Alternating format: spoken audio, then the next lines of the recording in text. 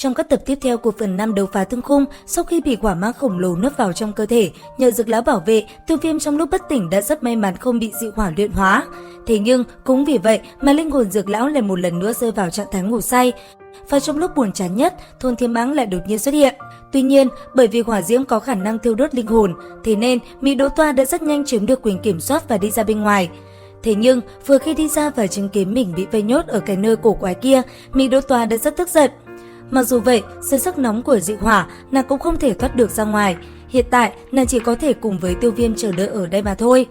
Cuối cùng, sau một đoạn thời gian dài chịu đựng hỏa diễm thiêu đốt, cả hai sau đó đều rơi vào trạng thái hôn mê.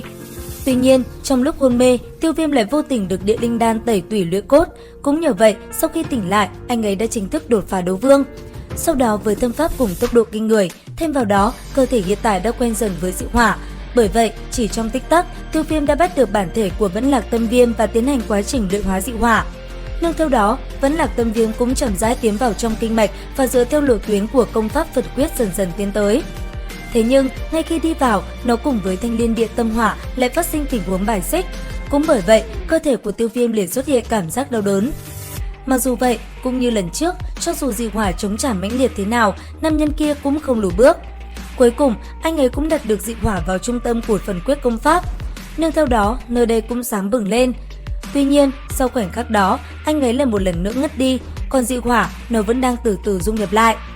Trải qua thời gian, rốt cuộc, hai ngọn hỏa diễm kia cũng dần dần dung nhập vào nhau và tạo nên một ngọn dị hỏa mới có màu xanh vàng vô cùng quỷ dị. Đến khi tỉnh lại, Tiêu Viêm cảm nhận được luồng dị hỏa mới được sinh ra trong cơ thể, anh ấy vô cùng vui sướng. Tuy nhiên, sau khoảnh khắc đột phá, cơ thể anh ấy lại nóng bừng lên, một loại cảm giác hừng hực khí thế như kiến đốt làm anh ấy vô cùng khó chịu. Bất chợt, anh ấy nhận ra tác dụng phụ mà sư phụ nói lại chính là như thế này, nó chẳng khác nào Xuân Dừa khi ở cùng với Vân Chi lần trước. Cũng bởi vậy, nhìn nữ nhân bên cạnh, anh ấy đã ngay lập tức lao tới người nàng. Cảm nhận nguy hiểm, Mỹ Đỗ Toa cũng liền bừng tỉnh. Tuy nhiên, vì vừa mới dung nhập linh hồn với thôn Thiên Mãng, thế nên hiện tại cơ thể Mỹ Đỗ Toa rất suy yếu. Bởi vậy, nàng chỉ đành ngoan ngoãn nằm trong lòng Tiêu Viêm và để hắn nhấc bổng đi mà thôi. Và rồi sau đó, một nam một nữ, hai người mãnh liệt liền hòa vào nhau trong dòng dung nham nóng chảy, cứ thế một cảnh tượng mạnh bạo hiện lên. Cuối cùng, khi màn đêm qua đi, đến khi tỉnh lại, Tiêu Viêm liền bị Mỹ Đỗ Toa truy sát không thương tiếc bởi vì tên kia dám làm nhục thân thể nàng.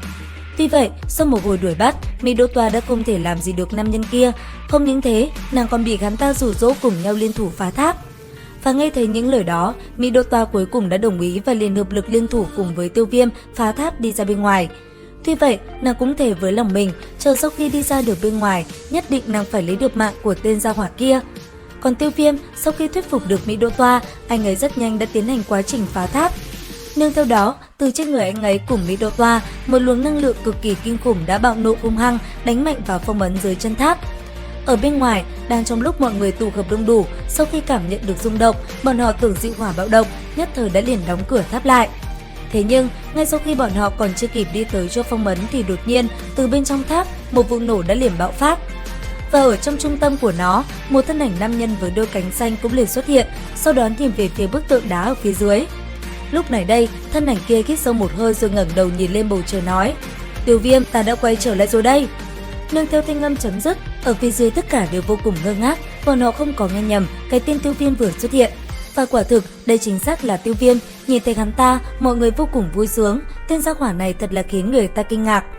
Tuy vậy, sau khi gặp lại mọi người, khi được hỏi, anh ấy cũng không biết hiện tại mình đang ở cảnh giới nào. Bởi vậy, một trận luận bàn với Lâm Tu Nha đã liền diễn ra.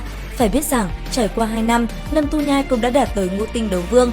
Thế mà sau khi cuộc chiến nổ ra, hắn ta còn thậm chí không tiếp nổi một hiệp với Tiêu Viêm. Điều này là thật kinh khủng. Cuối cùng, khi trận chiến kết thúc, Tiêu Viêm mới biết hiện tại mình đã đạt tới đấu vương đỉnh phong. Không những thế, anh ấy còn nói cho mọi người biết mình đã thành công xung nhập 2 loại dị hỏa. Bởi vậy, nghe xong, mọi người cũng phải choáng váng, thật đúng là kinh người đúng không các bạn? Và tiếp theo đây, liệu rằng đối thủ nào sẽ chịu được sức mạnh mới của Tiêu Viêm nhỉ? Theo dõi kênh để biết thêm chi tiết nhé!